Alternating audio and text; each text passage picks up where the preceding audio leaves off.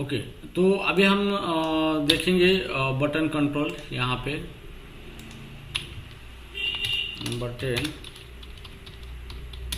Button control, ठीक है।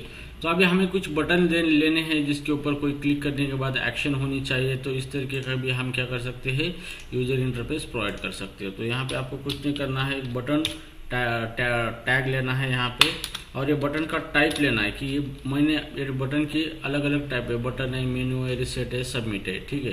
तो मैंने यहाँ पे बटन का टाइप बटन सबमिट किया है, और यहाँ पे मैं लिखूंगा, यहाँ पे टाइटल देना ज़रूरी है। ओके, जैसे टाइटल बटन दे दिया मैंने इसको, ठीक है।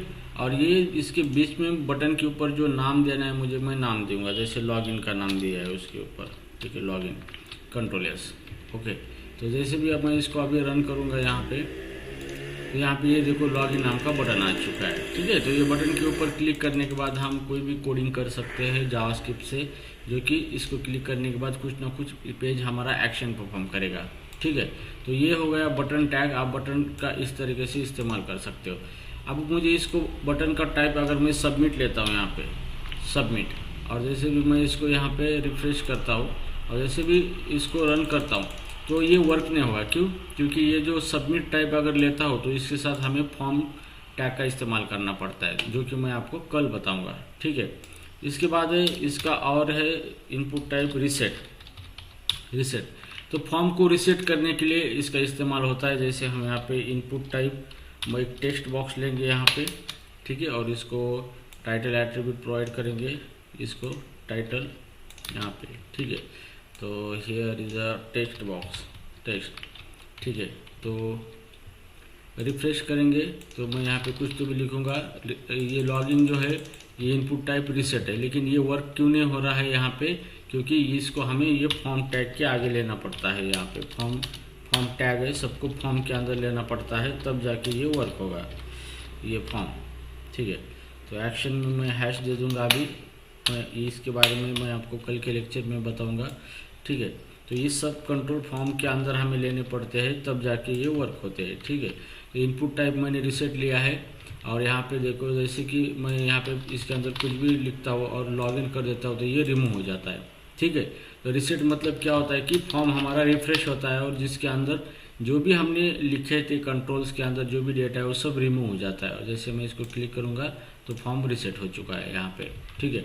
तो आपको ये फॉर्म टैग लेना है और उसके अंदर ही सारे कंट्रोल लेने हैं। जैसे भी हम बटन करके सबमिट करेंगे फॉर्म को तो ऑटोमेटिकली वो फॉर्म सर्वर तक जाएगा, ठीक है। अब यहाँ पे एक्शन जो है, एक्शन के अंदर आपको देना है सर्वर का URL, मतलब किस सर्वर के ये API है या फिर सर्वर का कौन सा प्रोग्राम है जिसको ये हमें डेटा सेंड करना है। तो यहाँ पे URL आपको देना है सर्वर का, ठीक है। तो URI देना है इसको, ठीक है, एक्शन के अंदर, ओके। और अगर मैं इनपुट टाइप सबमिट लेता हूँ, यहाँ पे सबमिट, तो जैसे भी सबमिट लेता हूँ तो यहाँ पे जैसे भी ये मेरा फॉर्म है, फॉर्म के अंदर डेटा फिलअप किया, लॉगिन कर देता हूँ तो फॉर्म सबमिट हो जाता है। तो मैं देखो मेरा फॉर्म सबमिट हो गया सर्वर के पास, ठीक है। तो इस तरीके से क्या होता है, ये वर्क होता है। तो आगे मैं बताऊँगा कि जैसे ये फॉर्म कल के लेक्चर में मैं बताऊँगा। तो ये गोलैंग जब स्टार्ट होगा हमारा सर्वर साइड, तो गोलैंग को ये जो भी फॉर्म के कंट्रोल हमने लिए हैं सारे कंट्रोल को हम डेटा फिलअप करेंगे और फॉर्म को सबमिट करेंगे।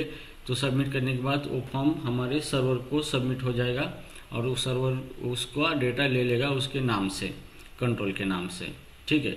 तो इस तरीके से ये वर्क होता है। अब इनपुट टाइप यहाँ पे मेनू भी है, यहाँ पे मेनू का इस्तेमाल करके देखेंगे यहाँ पे बटन के लिए, ओके। तो इसका कोई अलग पर्पज़ है तो ये मैं देख के बताऊंगा आपको क्या पर्पज़ है इसका। तो यहाँ पे button type should be button reset और सबमिट, तो कि यहाँ पे मेनू नहीं है, सॉरी, ओके।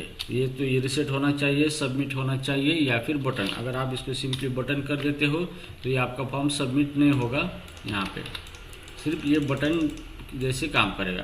अगर आप इसका टाइप जो है इसको सबमिट दे देंगे तो डायरेक्टली आपका जो भी फॉर्म है यहाँ पे वो फॉर्म क्या होगा, आपका सबमिट होगा। जैसे भी सबमिट कर दिया, फॉर्म सबमिट हो गया और डेटा रिमूव हो गया। या फिर आप इसको रिसेट करेंगे, यहाँ पे रिसेट, तो यहाँ पे जो भी डेट फॉर्म है, फॉर्म को आपको रिसेट करना है, मतलब जो भी इनपुट दिया था पूरा क्लीन करना है, तो आप रिसेट का इस्तेमाल कर सकते हो। लेकिन आपको ध्यान में रखना है ये फॉर्म टैग के अंदर ये सारे कंट्रोल्स आने चाहिए, ठीक है, तभी ये वर्क होगा, अदरवाइज ये नहीं वर्क होगा, ठीक है।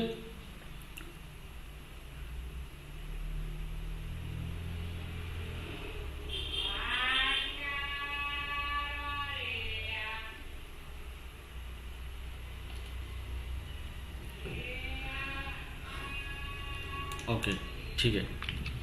तो गाइज यहाँ पे सारी चीज़ें हमारी कंप्लीट हो चुकी है फॉर्म कंट्रोल की जो रिक्वायर है। एक दो और बचे होंगे शायद, पर मुझे नहीं लगता कि वो आपको पढ़ाने की ज़रूरत है। आप इंटरनेट पे भी देख सकते हो कि कितने अलग तरीके के फॉर्म कंट्रोल है। तो जितने चाहिए थे उतने सारे मैंने ले लिए, जो कि मैक्सिमम यूज़ होते हैं हमारे प्रोग्रामिंग, मतलब वेब पेज के अंदर वेब एप्लीकेशन बनाने के लिए। इट इज़ सफिशियंट है, ठीक है। अंडरस्टूड, आपको समझ में आया ये किस तरीके से काम करता है, क्या होता है? यस, कोई दिक्कत है किसी को? Yes, no sir.